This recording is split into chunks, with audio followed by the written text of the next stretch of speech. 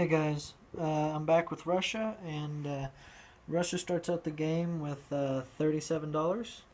And this is what I like to buy with Russia because I know that Germany is going to come in for an offense, and I got to be able to have some infantry to help buffer my good units because as Russia, as you'll notice, you don't have a whole lot of good fast units, you just have a lot of infantry. And so the more infantry you have, the better off you'll be. Um, and I forgot to tell you guys that after Germany does all of its moves, takes all these territories, and France, it gets all of France's money. It's saved $30, and it's making $51. Territory-wise, it makes $41, and then $5 for not going to war with Russia, and $5 for controlling Denmark and Norway. So 51 plus 19 plus 30. You guys can check my math, but I'm pretty sure I'm right. So that should equal $100. And so that's another reason why I, as Russia, build infantry, because I know that Germany has a good stockpile of cash, which they can do a lot of damage with. And I want to be ready for it. So now, as Russia, I am not at war with anybody. I am neutral for the moment until turn 4. The only exception is these units up here with Japan. I can start war with Japan at any time I want. However, I don't suggest this is a good idea because the closest factory to this front over here is Moscow, and if you count, that's 1, 2, 3, 4, 5, 6, 7. You got seven turns before you get fresh infantry. You got about 3 or 4 turns before you get fresh tanks, and about 2 turns before you get any kind of air units over there. So it's just really hard to send fresh units up there, so you want to keep those units as alive as long as possible. And so what I like to do is I like to retreat, basically. Send these 6 units back, send these 6 units back, and send these 2 anti-aircraft artillery pieces back. And the reason why I do that is because losing $3 isn't going to kill me, but I want to be able to mass my troops all into one space. These 6 units right here in Saka keep Japan honest, because then they can't just take a transport and take these $2 for free. They'll have me to deal with right here. These will protect the border, and then these 6 infantry right here are going to slowly make their way back here to China. The reason why is because I've seen many games where Japan will focus really hard on China and take it over. And or if not even that, they'll bust up here in the north, and they'll send tanks to try to take Moscow or Stalingrad, and Russia can't afford that. And so if Russia has a backup line back here along its border with China, then they have a much better chance of holding that territory. Now up here, we know that an offensive is coming, but we can attack anybody, and these infantry units right here are very vulnerable, and I want to keep them alive as long as possible as well. And so basically, as Russia, since we can't go to war with anybody yet, we're going to set up for a defensive measure and get ready for a counteroffensive. So what I like to do is I like to take the submarine from 127 and move it over here to 125. The reason being is part of a national objective. The national objective is if this convoy right here in Season 125 is not being messed with by German or Italian naval units, and Russia controls Archangel, then Russia gets an extra $5, and Russia needs that extra $5 badly. Now what we're going to do with all of these units is we're going to try to make a wall, basically, to try to keep the Germans out. And basically I'm going to retreat these 2 infantry, and these 3 infantry.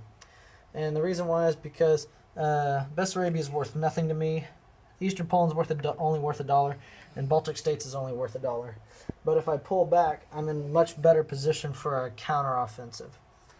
So basically, what we're going to do is we're going to try to get where there are 6 infantry here, 6 infantry there, 6 infantry there, and 6 infantry there. And so what we're going to do is we're going to take these 2 infantry and pull them to western Ukraine. Take these 2 infantry and send them into western Ukraine. So that'll give us 5 infantry with an artillery. So it's basically like 6 infantry. And then Ukraine, I'll just place 3 units here on this factory whenever it comes to placing my new units. Next, I'll take these 2 infantry from the Caucasus, move them up to Rostov, because I'm basically trusting that Great Britain here and here will be able to protect this Middle East area. And if they can't, I have 2 factories here that I can send some tanks down in here to protect the Caucasus.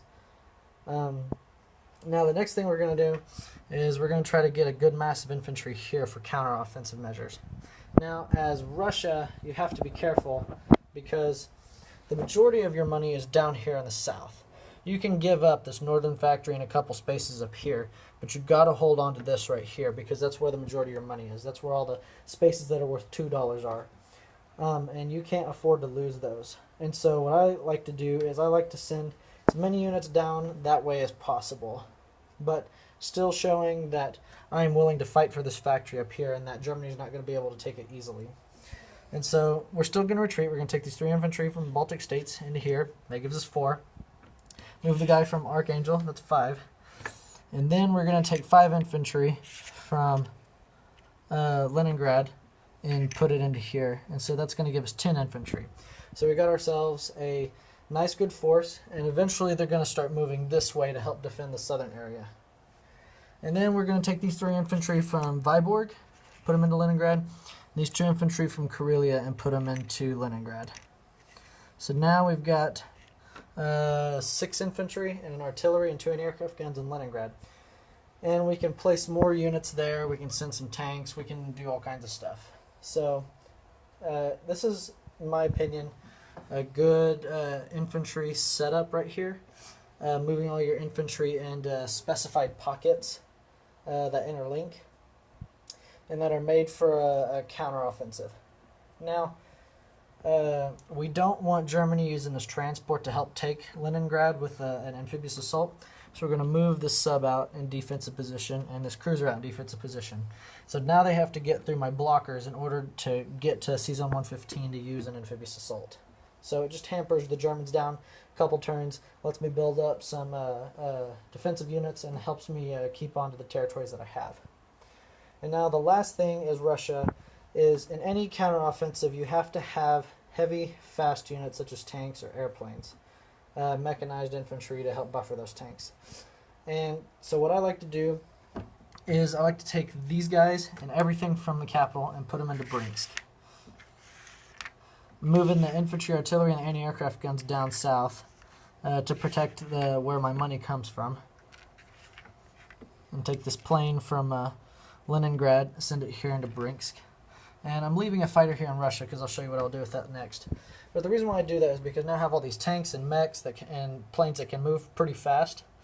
The reason why I do that is because now they're in range of all of my territories, or the majority of them. So if the Germans walk into Bessarabia, I go 1-2, Bessarabia. If they walk into Eastern Poland, I go 1-2, Eastern Poland. If they walk into the Baltic states, I go 1-2 into the Baltic states. And if they take the factory in the north, I can go 1-2 and take Leningrad back. So it's just a good place for all of your fast units so that you can defend your territories well. Now the last thing is I like to send this fighter from Russia to help my army over here. And the reason why is because for the most part I'm not going to send a whole lot of reinforcements up here unless Japan starts war with me, because I'm not planning on starting war with Japan until I can take care of Germany. So I'm always going to be outnumbered air-wise, but infantry are good for defense, but they're better if they're backed by fighters or tanks or something of that sort. And so if I take this fighter and I send it all the way up here, which can go 1, 2, 3, 4, 5, and land here in Yakut, see that? It's just really nice because then I have one unit that, if I'm being attacked, rolls on a 4 or less, and it's much easier to get hit that way. So it just helps my units defend. Now, money-wise, there's not a whole lot left to do except place the new units. So I'm going to place so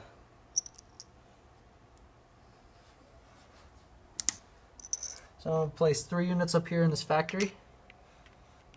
So that's going to give us 9 infantry. I'm going to place 3 units here in the Ukraine. That's going to give us 6 infantry like we want. I'm going to place 3 infantry in Volgograd. So it's 3, 6, 9. And then I have 2 infantry left and an artillery left. And they're going to go smack dab on the capital. So now I got units in the capital that I can start moving down southward. I've got my factories protected. I got a wall of infantry, and I got my fast units ready for a counteroffensive. And then my northern front is ready for battle, a defensive battle, because you just can't get enough reinforcements up here to really start a war against the Japanese. Not until you are done with this front and can just start moving everything that way. So that's it for Russia. Russia's going to make the same amount of money because they're not at war with anybody, so they can't collect any national objectives. And that's all I've got for you for Russia. So I'll see you in the next video with Japan.